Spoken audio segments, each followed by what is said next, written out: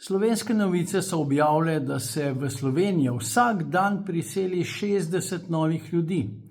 In za letošnje leto pravijo, da je to še 60% manj, kot je bilo lansko leto. To se pravi, lansko leto jih je bilo vsaj 120 ali več na dan.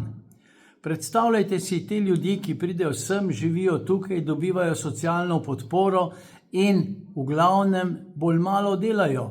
Gre v glavnem za združevanje družin. Vse gre na slovensko socialo.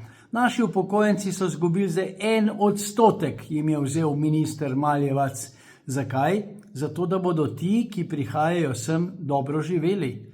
Delal ne bo nihče, slovenskega jezika se v glavnem ne bo učil in če že bo delal v Avstriji, Nemčiji, Belgiji, sem pa pripelje svojo familijo.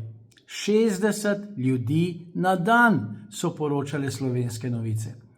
A se vam zdi, da je to pametno, da je to dobro?